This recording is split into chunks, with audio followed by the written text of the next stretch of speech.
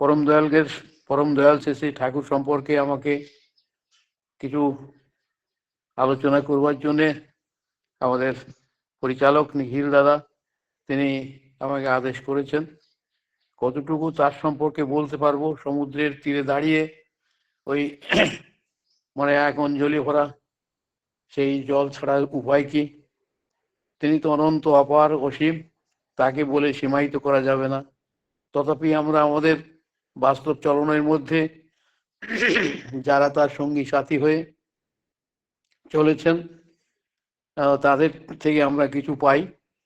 তো সুতরাং আমার সৌভাগ্য, আমি মানে ছোটবেলায় বাবার সঙ্গে একবার ঠাকুর দর্শনে গিয়েছিলাম। তখন ঠাকুরের সেই আশ্রমে এমন কিছুই একটা হয়নি। একটা ঘরে তিনি থাকতেন এবং তিনি যুবক ছিলেন, খুব চঞ্চল ছিলেন, কোনো জায়গায় বসতেন না, সব কাজ লক্ষণ মানে পরিবেশ পর্যবেক্ষণ করতেন খুবই।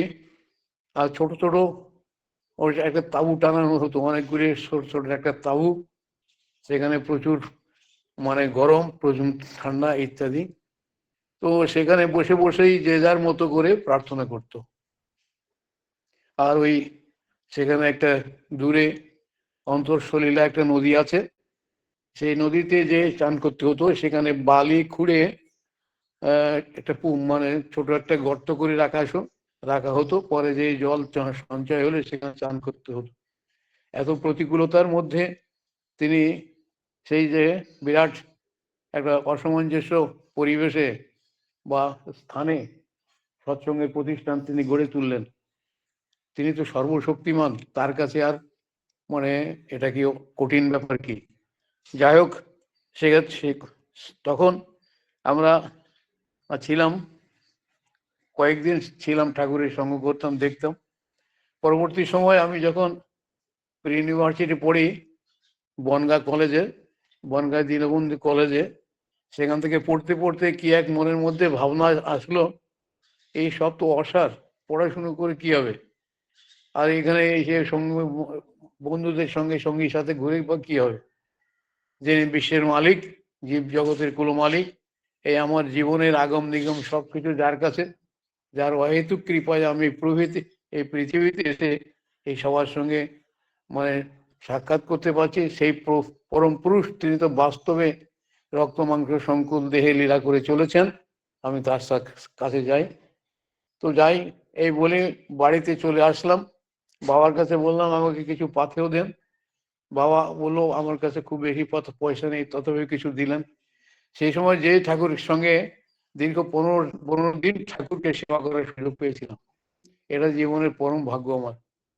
তো যাই হোক, ঠাকুর বলেছেন কি, শ্রী শ্রী বড়দা বলেছেন যে দেখ, এই যারা ঠাকুরকে দেখেছেন, সঙ্গ করেছেন, এমন একদিন আসবে তাকেও দেখতে মানুষ আসবে। তো তারা তো ভাগ্যবান, আর আরো ভাগ্যবান যারা তাকে দেখে নাই, কানে শুনেছে, কানে শুনে তাদের ভক্তি শ্রদ্ধা এত মানে দ্রুত গতিতে বা গুরু গম্ভীর ভাবে প্রজ্বলিত হয়ে উঠেছে, তারা আমাকে মাথায় করে নিয়ে অন্তরে স্থান দিয়ে চলছে, তারা কিন্তু আরো ভাগ্যবান। তো যারা ঠাকুরকে দেখেননি, আফসোসের কোনো কারণ নাই। ঠাকুর কিংবা শ্রী বড়দার আশীর্বাদ, তারাও প্রকৃষ্ট ভক্ত এই জগতে। যাই হোক, সেই ভক্তির একটা দয়াল ঠাকুরের একটা ভক্তির একটা আবেশ, তিনি যে ভক্তির লহর বা প্রভাব সৃষ্টি করে গেছেন, তার একটা ঘটনা আপনাদের কাছে বলছি। দয়াল ঠাকুর তখন এই 4-5 বছরের বয়স হবে, এমনি করে তিনি মায়ের সঙ্গে মায়ের মামার বাড়িতে গেছেন। মামা উমেশ লাহিড়ী খুবই নারায়ণ ভক্ত মানুষ, খুবই সূক্ষ্ম মানুষ। একেবারে কেউ মানে ওই তার পূজার সময় কেউ তার সঙ্গে কথা বলতে পারবে না, তার ধারে যেতে পারবে না, তাকে ছুতে পারবে না। এই ছোঁয়াছুত সম্পর্কে খুব নিখুঁত মানুষ, নিজ হাতে সবকিছু পরিষ্কার পরিচ্ছন্ন করে তারপরে ভোগ দিয়ে সেখানে ধ্যানস্থ হয়ে থাকেন। তো মনোমোহিনী দেবী, তার ছেলে, এই দুরন্ত ছেলে, ছোটবেলায় তিনি অত্যন্ত দুরন্ত ছিলেন, সেই দুরন্ত ছেলেকে নিয়ে গেছেন। তো এমনি সময় এই দিনের বেলায় যখন এরকম সূর্য উদয় ঘটে পূর্ব দিকে আছে, তিনি এই উমেশ লাহিড়ী তিনি চান্দান করে কি করছেন, ঠাকুরকে ভোগ সাজাচ্ছেন তার ঠাকুর ঘরে। সবাই যে যার কাজে ব্যস্ত আছে। দয়াল ঠাকুর আমার সে তার কাজেও বিভিন্ন খেলার কাজে বিভিন্ন সঙ্গী সাথীদের কাছে ঘুরে বেড়াচ্ছেন।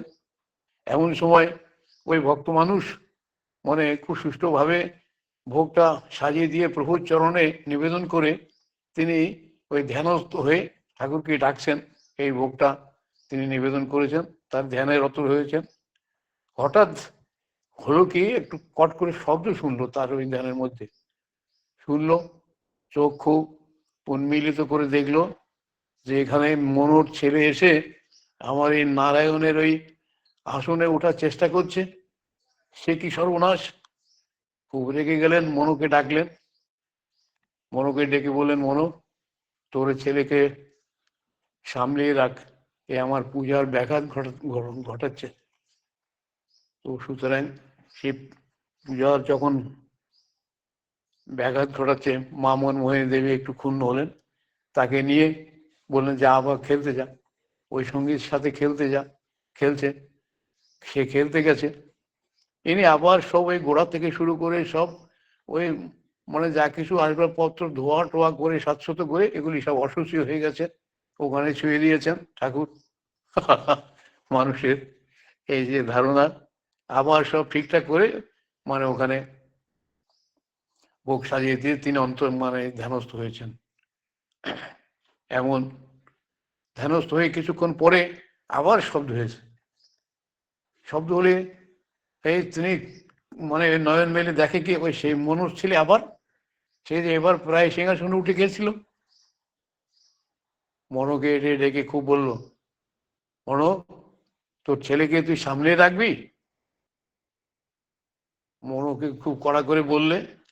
ঠাকুর অনুকূল চন্দ্রকে তার মা তাকে নিয়ে একটা ওই বাড়ির পিছনে মানে একটা দড়িতে বেঁধে, হাতে বেঁধে দড়িতে সঙ্গে তার সঙ্গে সেখানে বেঁধে রাখলেন।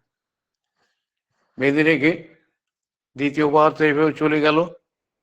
মনো যাতে তার ছেলেকে সামনে রাখতে পারে খুব কড়া নির্দেশ পেয়ে তিনি সজাগ থাকলেন। এবারও তিনি সুস্থভাবে আবার সবাই গোড়ার থেকে শুরু করে তাকে ভোগ নিবেদন করলেন। ভোগ নিবেদন করে যখন তিনি ধ্যানস্থ হয়েছেন সবকিছু ঠিকঠাক করে, এবার আবার সেই শব্দ হলো। শব্দ হলে দেখা গেল কি, সে অনুকূল সিংহাসনের উপর উঠে গেছে, আর সেই ভোগের একটা মানে অংশ নিয়ে সে মুখে দিতে যাচ্ছে বা খেতে চলেছে। মনোকে এসে মনোকে এবার এসে বললো কি, তিনি তো খুবই কঠোর ভাবে বললেন, তোর ছেলেকে কি সামনে রাখবি নাকি মামার বাড়ি এসে কি হরিবল হরিবল করতে আসছিস? মা তাকে যে বেঁধে রেখেছিল সেই বন্ধনে খুঁজলো মানে খুললো কি করে, আর কি করে আসলো, মাও খুব আশ্চর্য হলেন। তো তখন যখন সে গেছেন সে মানে সেখানে যে তাকে ধরতে গেছেন, তখন ঠাকুরকে ধরে টেনে আনবেন, তখন তখন বলছেন কি, তুই কেন এত জ্বালাতন করছিস আমাকে, এত কেন তুই জ্বালাতন করছিস? উত্তরে তাকে মানে ওই মার পেটানি দিচ্ছেন আর বলছেন, কাঁদতে কাঁদতে বলছেন, ও আমাকে ডাকে কেন, বারবার আমাকে ডাকে কেন? উমেশ লাহিড়ী তখন স্তব্ধ হয়ে গেছে। তখন ওই মানে সেই আসনের থেকে তিনি নামছেন না, আর ওটা খাবেন, তাকে জোর জবরদস্তি করা হয়েছে এমনি করে। উমেশ লাহিড়ী ভাবলেন, কে তুমি হে প্রভু? তখন ওই ধ্যানস্থ দেখলেন কি, সেই অনুকূলের দেহে চতুর্ভুজ নারায়ণ, তিনি শঙ্খচক্র গদাপদ্ম নিয়ে তিনি দাঁড়িয়ে আছেন। সে একবার দেখে মনমোহনের ছেলে, সেই দেহে দেখে কি সেই নারায়ণ তিনি এমনি করে আবির্ভূত হয়ে তার আসনে আসীন হয়ে আছেন। মা অত্যন্ত মানে প্রভাবিত হয়ে তিনি বললেন, মনো, তুই তোর ছেলেকে কিচ্ছু বলিস নে, এ তো আমার সেই আরাধ্য ধন, সেই নারায়ণ বলে সাষ্টাঙ্গে ওখানে প্রণাম করলেন এবং সবাইকে জানিয়ে দিলেন যে বিশ্বের কুলমালিক নরতনুতে আবির্ভূত হয়েছে, দেখো এই ছেলেকে খুব সযত্নে রক্ষা করে রাখিস। এই দিন দুনিয়ার মালিক জগতের পরম কল্যাণের জন্যে কত মানে অস্পৃশ্য, কত নির্যাতিত, কত বেসামাজিক মানুষকে যে উদ্ধার করবে তার ঠিক নাই। মনো, এই মানুষকে তুই বাঁচিয়ে রাখিস, ঠিক করে রাখিস। বারবার তিনি প্রণাম করতে লাগলেন। জীবন তার ধন্য হলো। নরতনুতে তিনি তার নারায়ণকে দর্শন করেছেন। এই হলো ঠাকুর অনুকূল চন্দ্র। এমনি করে জ্ঞানী গুণী বিজ্ঞ প্রাজ্ঞ যে যেখানে সাধন করছেন সবাইকে তিনি এমনি করে দর্শন দিয়েছেন। আর জগতের এমনি করে এই যারা তপস্বী তাদেরকে বাস্তবভাবে তিনি এই নরলীলায় এখানে আসার জন্য চেষ্টা করেছেন। তো তাই সেই জন্যই আমাদের দেওঘর যে পূর্ণ তীর্থক্ষেত্র, এটা এই প্রসঙ্গে সেই দেওঘরে তিনি যে গেলেন, কত কষ্ট করে গেলেন থাকার জন্যে, আমাদের পশ্চিমবঙ্গে থাকার জন্য কত চেষ্টা করেছিলেন। সেই সময় বিধান রায়ের কাছে কিছু জমি চেয়েছিলেন, কিন্তু সেই অল্প জমি দিচ্ছিলেন বলে তিনি এখানে থাকেন নাই। যাই হোক, ঠাকুর অনুকূল চন্দ্র এমনি করে মানে দিন দিনের মালিক তিনি আমাদের কাছে বিধৃত হয়েছেন। আমাদের ভক্তি, আমাদের শ্রদ্ধা, আমাদের তার প্রতি অকাঠ্য টান, এগুলি যাতে প্রাণবন্ত হয়ে ওঠে, তাই এই সমস্ত কথাগুলি আমরা প্রকাশ করি মানুষের কাছে। কি এই জীবনেই তিনি বলেছেন, এই জীবনেই আমরা সিদ্ধি লাভ করতে পারি। তিনি ছোটবেলায় যখন এমনি করে চলতেন তার সাথী সঙ্গীদের নিয়ে, তার হাতে একটা লাঠি থাকে, সবসময় একটা হাতের লাঠি থাকে, সবাইকে নিয়ে যেন গরুর পাল যেন একদিকে যাচ্ছে তো ওই লাঠি দিয়ে পিটিয়ে মানে সামলে রাখে। তাই তার সঙ্গে সাথী সঙ্গীদের সাথে এমনি করে তিনি একটা লাঠি নিয়ে চলতেন। একদিন যাচ্ছেন সবাইকে নিয়ে, যেতে যেতে এক কবিরাজ তিনি ওই বিষের বড়ি সেগুলি নিয়ে ওই কি করেছেন, বড়ি তৈরি করে একটা রোদে দিয়েছেন, রোদে দিয়ে শুকাতে দিয়েছেন। আর এরা সবাই যেতে যেতে যেতে যেতে হঠাৎ কি করলো কি, অনুকূল চন্দ্র ওই মানে বিষের বড়ির থেকে থাবা মেরে এক মুঠা মানে সে বড়ি নিয়েছে। বড়ি নিয়ে এই তো কবিরাজ চিৎকার করছে। আর ঠাকুর অনুকূল চন্দ্র সেই ভালোবাসে কি কি হলো সবগুলি মুখের মধ্যে দিয়ে মানে একবার নিশ্চিন্ত ভাবে খেয়ে ফেললেন। কবিরাজ তো বলেছে রে সেই মারা যাবে, সেই মারা যাবে, কাজ ছেড়ে কি হবে কি হবে, মানে সে দৌড়িয়েছে এমনি করে সাথে সাথে তাদের বলবে বলে। কে বলে সে মরে যাবে, সে তো বিষহারী, সে তো বিষ এমনি করেই মানে সহ্য করতে পারেন। আমরা দেখি শিব সংহিতার মধ্যে আছে দক্ষরাজের যে 100 কন্যা ছিল, সেই সতীকে সেই স্বয়ম্বর সভায় তখন সবাই গেছে, তো গেলে তখন সেখানে এই যে ভোলানাথ তিনি ওই বাঘের ছাল পরে তার সাথে সঙ্গীদের কাছে গেছে। সতী সেই বরণের মালাটা তার গলায় দিল। দক্ষরাজ মোটেই মানে সন্তুষ্ট ছিলেন না, আর তার ওই জামাতার প্রতি তার বিরুদ্ধ ভাব ছিল প্রতি পদক্ষেপে। যাই হোক, যখন পুনরায় তিনি এই সতী মানে সে তো মহাদেবের পত্নী, দক্ষরাজ যখন তার আরেকটা মেয়েকে বিবাহ দেবে তা সেখানে সবাইকে নিমন্ত্রণ করেছে, জামাইকে নিমন্ত্রণ করেনি। জামাইকে নিমন্ত্রণ না করলে সতী শুনে বলছে আমি ঘর বাড়িতে যাবো। ভোলানাথ বারবার বলছেন কি না তুমি যেও না, তুমি যেও না সেখানে। তো সে কি ভোলানাথের কথা না শুনে গেল। ভোলানাথের কথা না শুনে গেলে দেখা গেল কি সে সে স্বামীর মানে যে তার স্বামী তার প্রতি যে তীব্র সমালোচনা করছে, এত সমালোচনা শুনতে না পেরে সতী দেহত্যাগ করলেন। সতী দেহত্যাগ করে সে কি করলো, তখন ভোলানাথ খুব রেগে এসে তার দেহটাকে নিয়ে ঘুরে সে মানে খণ্ড বিখণ্ড করে পৃথিবীতে ছড়িয়ে দিল। তাই সেই 51 খণ্ড এখনো বিভিন্ন জায়গায় সেই তীর্থক্ষেত্র হয়ে আছে আমরা দেখতে পাই। তো সেই সময় এই যে মানে সমুদ্র মন্থন হয়েছিল, সেই মন্ত্র মানে একদিকে দেবতারা আরেকদিকে দৈত্যরা সেই সমুদ্রের মধ্যে মধ্যে মানে ওই এক মানে একটা পাত্র ভরা বিষ সেখান থেকে উঠেছিল। এই বিষটা কি হবে, এই পৃথিবীতে এসে তো সবাইকে বিষাক্ত করে তুলবে।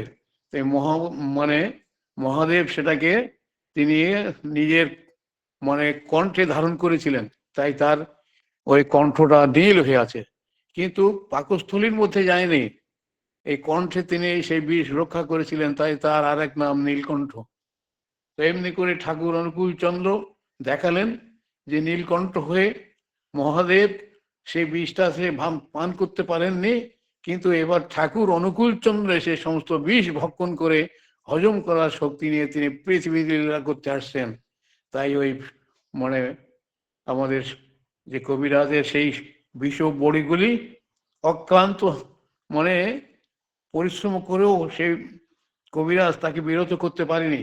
আর দেখা গেল কি ওই ছেলের কোনো রকমের অসুবিধে হয়নি সেখানে। এগুলো ঠাকুর অনুকূল চন্দ্র, তিনি এই যুগে এসেছিলেন এমনি করে, তিনি মানুষের কাঙাল ছিলেন, মানুষ তৈরির কারখানা তিনি সৃষ্টি করেছিলেন। তো আমরা দেখতে পাই কত চোর, বদমাইশ, গুন্ডা ইত্যাদি সবার সঙ্গে তিনি সঙ্গ করতেন। একটা চোর ওই প্রত্যেকদিন চুরি করতে যায়, তার সঙ্গে ঠাকুর একদিন বলছেন, এই যে তুই যে চুরি করতে যাস আমাকে একদিন নিয়ে যাবি? তো বলে হ্যাঁ, তো চল আজকে সন্ধেবেলা তুই কখন যাস আমার ডাকিস। মানুষ খেয়ে দিয়ে ঘুমাতে যাবে, এই সময় চোর এসে ঠাকুরকে ডাক দিয়েছে। চোরের সঙ্গে তিনি চুরি করতে গেছেন, তা যে সে বাড়িতে যে দেখে কি এখনো মানে আলো জ্বলছে ঘরে, বিভিন্ন লোকজন কথা বলছে, পাশে একটা কচু বাগান আছে, ওই কচু বাগানে দুজনে মানে বলছে চুপ করে আছে, এত মশা কামড়াচ্ছে। তখন ঠাকুর বসে বসে করছেন, ঠাকুর তখন চোরকে ডেকে বলছে, এই তুই যে আসছিস, তোর ঘরে তো তোর একাই যে সেই বধূ তোর স্ত্রী, সে তাকে রেখে আসছিস, সে তো মানে একটা যুবতী মেয়ের তুই কিছুদিন আগেই বিয়ে করেছিস, আর তুই পড়োশির ওই একটা ছেলে ওর দিকে খুব তাকাতাকি করে, সে যদি এই ফাঁকে আসে তো তাই বলছে তাই তো ঠিক, তো কি করবো? বলে চল চল চল ফিরে চল, চল ফিরে চল। এমনি করে তাকে ফিরিয়ে নিয়ে আসলো। ফিরিয়ে নিয়ে এসে বলছে, দেখ তুই যদি এমনি করে চুরি করতে যাস তাতে কি হবে, তোর বউ চুরি হয়ে যাবে একদিন। কিন্তু বলছে তোর সে ভাবলো তাহলে এই সময় আমি কি করব?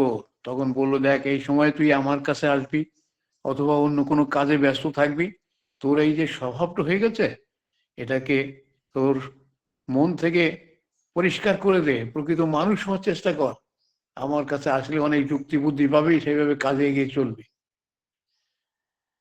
সেটা তো ঠিক। সেই থেকে সে চোর কি হলো, সে তার পথটাকে আর একটু ঘুরে দিয়ে অন্য কাজে মেতে থাকলো। এমনি করে তিনি মানুষ তৈরি করছেন। আর এক চোর একদিন কি করতো, সে তার ঠাকুরের কাছে প্রতিদিন যেত, একবার প্রণাম করে চলে যেত। তো প্রণাম করে চলে গেলে ঠাকুর তাকে বলে দিলেন কি, দেখ তুই যেখানে থাকিস, এই যে যাচ্ছিস তুই, তো যেখানে থাকিস তুই মুসলমান চোর, সময় হয়ে গেলে চুরি করতে গেলে তোকে সময়ের অভাব, যেখানে যাবি যখন সময় হয়ে যাবে তুই আজানটা দিস। ঠাকুরের কথা মেনে নিল, মেনে নিয়ে সে চুরি করতে যায়, যেখানে যায় সেখানে যায়, ওই সময় হলে আজান দেয়। একদিন গেছে একটা বাড়িতে, দেখা গেল কি বিবাহ হয়েছে, বিবাহ হলে সেই বিবাহের লোকজন এসে মানে সেই যে মানে বউ ভাতের সেই অনুষ্ঠানও হয়ে গেছে। সেখানে মানুষ গরমের দিনে খুব ওই খাওয়া দাওয়াটা করে খুব টায়ার্ড হয়ে যে যার মতো জিনিসপত্র দিয়েছে, এই উঠানে সব বিস্তৃত বিছিয়ে রয়েছে, যে যার মতো ঘুমিয়ে পড়ে রয়েছে। একদিন সেই চোরটা আজকেও ঠাকুরকে প্রণাম করে আসছে, আসার সময় প্রণাম করে আসে প্রতিদিন। এসে ঘুরে ঘুরে দেখে কি, বাহ, এই লোক সব শুয়ে রয়েছে, আর এই যে মানে এই জিনিসপত্র সব তো সব এরা অঘোর ঘরে ঘুমাচ্ছে। ও একটা একটা করে নিয়ে ওই মাঠের মধ্যে সেই জিনিসপত্রগুলো সব এ করেছে, গাদা করেছে। গাদা করে একটা মানে স্টেজ মতো হয়ে গেছে সব জিনিসপত্র। এমন সময় দেখে কি, সেই দেখে কি আজান দেওয়ার সময় হয়ে গেছে, ভোরবেলা হয়ে গেছে। ও ও সেই ওর উপরে উঠে আজান দিচ্ছে। আজান দিলে সে আজানের সুর শুনে এই বিবাহের বাড়ির লোকজন সব জেগে গেছে। ওরা জেগে গিয়ে দেখে কি, আর জিনিসপত্র তো কেউ কিছু নেই। এসে কি হলো, খোঁজাখুঁজি করতে করতে দেখে কি জিনিসপত্র সব ওই মাঠের মধ্যে ওখানে সব গোছানো আছে। আর একটা লোক তার উপর উঠে আজান দিচ্ছে। তারা গেল, যে দেখে কি আজান দিচ্ছে, তার ভয় নাই, কারণ ওই যে ঠাকুর বলে দিয়েছেন আজান দিবি। তো সে আজান দিচ্ছে, এরা এসে সবাই করজোড়ে, কেউ প্রণাম করছে, কেউ নমস্কার করছে। যাই হোক, সবাই বলছে ভাই কই পীর হবে কি পয়গম্বর হবে, আমাদের জিনিসপত্র সব কিভাবে রক্ষা করে রেখেছে। তাই সবাই এসে তাকে কাতরভাবে প্রার্থনা করছে, আমাদের প্রতি আপনি প্রসন্ন হন। ও বলছে কি, না আমি চোর, এইসব জিনিসপত্র তোমাদের কাছে আমি চুরি করে আনছি। কোনো প্রকারে তাদের বিশ্বাসে আনতে পারলো না যে চোর। তাকে ডেকে নিয়ে শান্ত করে বলো কি, যে এই যে প্রভাব আপনি কোথায় পেয়েছেন এমনি করে, আপনি যদি চোর হবেন? বলে ঠাকুর অনুকূল চন্দ্র। তো বলেন, এই যে আপনি নির্বিবাদে এটাকে স্বীকার করলেন আমি সব চোর, এটা তো কেউ করতে পারে না। বলে ঠাকুর অনুকূল চন্দ্রের প্রভাব, তিনি আমাকে এই মন্ত্র শিখিয়ে দিয়েছেন। বলে এই মন্ত্র পেয়ে আপনি আজ থেকে তো পীর হয়ে গেলেন, পয়গম্বরের অনুষ্ঠানে যেতে পারবেন আপনি। সেই থেকে তার চৌর্য প্রবৃত্তির একেবারে সব ওই মানুষের এই কাতর কণ্ঠের আশীর্বাদ তার শিরে বর্ষিত হলো। সেই চৌর্য প্রবৃত্তির থেকে নিষ্কৃতি পেল। এমনি করে মানুষ তৈরির কারখানা তিনি আমাদের কাছে রেখেছেন। আর প্রকৃত মানুষ যদি না পাওয়া যায় তাহলে কি হবে? আজকে মানুষে মানুষে কত দ্বন্দ্ব চারিদিকে। সুতরাং দেশের মধ্যে দেশের কত মানুষ ক্ষয় হয়ে যাচ্ছে। পৃথিবীতে এখন তৃতীয় মহাযুদ্ধ দামামা বাজাচ্ছে। প্রতিদিন মৃত্যুর কোলে এই পৃথিবী মা তার ভারসাম্য রক্ষা করবার জন্য আবার প্রলয় একটা হবেই হবে। কারণ এই প্রথম যখন সৃষ্টি হয়েছে পৃথিবীতে, তখন এত ভার ছিল না। এই জনসংখ্যা বেড়ে গেছে, গাছপালা বেড়ে গেছে, জীবজন্তু বেড়ে গেছে। তার ভারসাম্যতা রক্ষা করবার জন্যে তার একটা মানে প্রধান অস্ত্র হচ্ছে প্রকৃতি। এই প্রকৃতির বিপর্যয় এনে তিনি আমাকে এটাকে আবার সাম্যভাবে নিয়ে আসবেন। সুতরাং আমরা প্রত্যেকেই জানি ঠাকুর অনুকূল চন্দ্র এমনি করে তিনি যে মানুষ তৈরি করেছেন। এই মানুষ তৈরির কত উদাহরণ আপনাদের কাছে দেব। আমি আর একটা উদাহরণ দিয়ে হয়তো আমার সময় হয়ে যাবে। সংক্ষেপে আর একটা উদাহরণ দিচ্ছি। ঠাকুর অনুকূল চন্দ্র যখন দেওঘরে লীলা করে চলছেন, তখন অনেক যুবক ছেলেপেলেরা তার সঙ্গে খুব কাজকর্ম করে, এদিকে ওঠে বা বসে, বা তাদের মধ্যে একটা কমিটি আছে। একদিন একটা ছেলে কি করলো, একটা বেসামাজিক কাজে মানে লিপ্ত হয়ে ধরা পড়ে সে তার সঙ্গী সাথীদের ধমকিতে ঘরের মধ্যে বসে রয়েছে। সে বেরোলেই তাকে মারবে। ঠাকুরের কাছে এই সংবাদটা আসলো। ঠাকুর শুনে খুব দুঃখিত হলেন যে ছেলেটা ঘর থেকে বেরোতে পারছে না। ঠাকুর তো কাউকে চোর বদমাইশ গুন্ডা পান্ডা সবাইকে প্রশ্রয় দিয়েছেন এবং তাকে মানুষ করে তুলেছেন। তো সেই ছেলেটা কদিন ধরে ঘরে থাকবে? সে বেরোতে একদিন ভোরবেলা একদিন বেরিয়ে ভাবছে কি, কেউ যখন না ওঠে, কাক কোকিল যদি ডাকে, সেই সময় আমি বেরিয়ে যাবো দেওঘরে একটু কাজ করতে। সেই ও কি করেছে, তখন ওই যে আমাদের এখন বর্তমান বড় মায়ের ঘর, আর ওই যে আমাদের মানে যেখানে বড়দা বসতেন ওই প্রবচন করতে ঠাকুরের, যেখানে তার ঠাকুরের যে বসার জায়গা, ওই কোনা দিয়ে একটা রাস্তা ছিল তখন, এখন ওটাও রাস্তাটা আছে কোনা দিয়ে। ওই কোনা দিয়ে উঠে যাবে, সে বেরিয়ে যাবে, কাউকে যাতে কেউ যাতে না দেখতে পারে। তো ওখানে যেই গেছে, দেখি সামনে যেই দেখে কি ঠাকুর দাঁড়িয়ে আছে।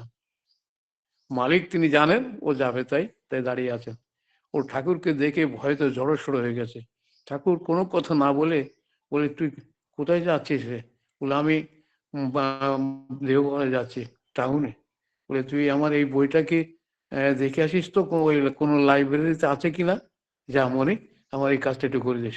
আচ্ছা, আগে বলে প্রণাম করে খুব আনন্দ পেল, শক্তি পেল। ঠাকুর আমাকে কিছু বললেন না, তাহলে তো আর কেউ আমাকে মারবে না। তাই সে এত বল পেল অন্তরে, সে ভাবলো ঠিক আছে।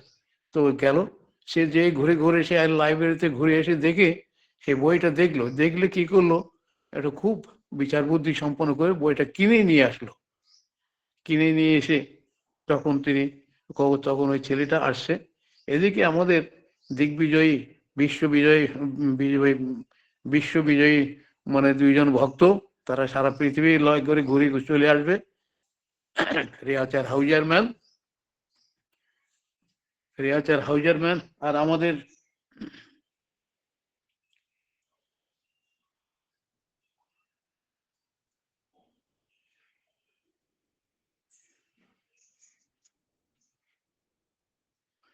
রিয়াচার হাউজারম্যান এবং জনার্দন মুখার্জি, এই দুইজন তারা পৃথিবী ঘুরে আসছে, দেশ বিদেশে ঠাকুরকে প্রচার করে আসছে। সেই সময় এই প্রচার, বিভিন্ন জায়গায় প্রচার কার্য সমাপ্ত করে ঠাকুরের কাছে এসে তারা গল্প করছে। মানে গল্প করতে করতে বিভিন্ন দেশ দেশের গল্প বলছে। জনার্দন মুখার্জি এই পরিবেশকে মুখরিত করে রেখেছে। এমন সময় ওই ছেলেটা আসছে, আসলে ওই বইটা নিয়ে আসে, এসে সবার সামনে ও খুব গটগট করে আসছে, কোনো ভয় নেই। ওই যুবক ছেলেরা তার যা পেটাবে বলে দেখে, তারাও দেখছে ঠাকুরের কাছে গটগট করে আসছে, কেউ কিছু বলতে পারছে না। ঠাকুর ও প্রণাম করে বলল, ঠাকুর যে বলল, দয়াল আপনি যে আমাকে এই বইটা, বলে শালা বইটা নিয়ে আসছিস, আয় আয়, খুব আনন্দ। তো বইটা তিনি নিজে অনেকক্ষণ দেখলেন, দেখে টেকে তারপরে ও সবকিছু দেখে তো ছেলেটাকে বইটা আবার ফেরত দিলেন। বলে দেখ, এই তুই বইটা নিয়ে যা, আর বইটাকে পড়বি, প্রত্যেক দিন পড়ে সেই পড়াটার মানে যে কি মর্ম, এর সারাংশ কি, বা এটাকে একটা বিশ্লেষণ করে কাগজে লিখে এসে আমাকে এখানে দেখাবে। তো ছেলেটা সেই থেকে ওটা ওই কাজ করে। তো কাজ করে এখন ওই ছেলেটার ভেতরে যে ওই অ্যাস্ট্রোলজারের কাজটা প্রথম থেকে কিছু জানতো সে ভালো করে, বা চেষ্টা করতো। তো সে কি করেছে, ওই জনার্দন মুখার্জি চারিদিকে যখন ঘুরে টুরে আসছে, তখন ওর ভাগ্য কি হাত রেখা অনেক জায়গায় দেখিয়েছেন। সেই গল্প ও ছেলেটাকে আহ, ওই গল্প ঠাকুরকে বলছেন। ওই ছেলেটা যখন চলে যাচ্ছে, তখন জনার্দন মুখার্জি ওই গল্প করছে যখন, তখন জনার্দনকে বললেন কি, তুই তোর হাতটা ওই ছেলেটাকে একটু দেখা। জনার্দন মুখার্জি মনে মনে ভাবছে, এই ছেলেটা কে আবার, একে আমি সারা পৃথিবী ঘুরে আসলাম, ঠাকুরকে এই ঘটনাগুলি বললাম, তাতে সন্তুষ্ট হলেন না। তো সে ছেলেটার কাছে বললো যে ঠাকুর পাঠিয়েছেন, তা তুই আমার হাত দেখতে জানিস। ও 1 মিনিটের মধ্যে সব রেখাগুলো দেখে দেখে এত সুষ্ঠুভাবে বিশ্লেষণ করলো যে অবাক হয়ে গেছে। অবাক হয়ে যে একেবারে বললো, এ কি সালা দেশ বিদেশ ঘুরছে কি, আমি যা আমার প্রয়োজন ছিল, আমার যা জানতে পারেনি সবকিছু এর মধ্যে রয়েছে। অদ্ভুত তার মেধা, প্রতিভা, দেখে শুনে অবাক হয়ে গেল ঠাকুর কি এখানে রচনা করে রেখেছেন। তো এমনি করেই আমরা জীব জগৎ তার প্রতি আকৃষ্ট হই, কারণ তিনি অনন্য, অসাধারণ। তার প্রতিটি পদক্ষেপে, চাউনিতে, বাক্যে, ব্যবহারে, কথায় এতখানি মাধুর্য, যে জীব জগৎকে তিনি আকর্ষণ করে রেখেছেন। আমরা সেই আকর্ষিত হয়ে আমাদের জীবনকে উৎসর্গ করতে পারি। এই জীবনেই যদি আমরা তার মানে তার সাথে লিপ্ত হতে পারি, তাহলে আমাদের আসা যাওয়ার, আর এই যে যাওয়া যন্ত্রণা থেকে আমাদের মুক্তি, মোক্ষ হবে। আমাদের জীবনের উদ্দেশ্য ঈশ্বর প্রাপ্তি, এটাকে সবাই মিলে প্রাপ্ত করবেন, নারী পুরুষ নির্বিশেষে, বাচ্চা মানে যারাই আছে, সুতরাং তারাই আমরা ঠাকুরগত প্রাণ হয়ে এই জীবনে যে সুযোগ পেয়েছি, সম্মানের সুযোগ, এই সুযোগের আর কোনো মানে তুলনা নাই। আমাদের জীবন পরম প্রাপ্তিতে অধীর হয়ে এই জীবনেই আমরা ঈশ্বর প্রাপ্ত হতে পারবো। সবাইকে আন্তরিক সশ্রদ্ধ জয়গুরু। সবাই ভালো থাকুন, সবাই ইষ্টময় হয়ে থাকুন। আমার সময় হয়ে গেছে, 50 অবধি বলতে বলছিলেন আমাদের পরিচালক মহোদয়। আমার সময় হয়ে গেছে। সবাইকে আন্তরিক সশ্রদ্ধ বলে এখানেই আমার কথার বিরাম দিচ্ছি। সবাই ভালো থাকুন। জয় গুরু।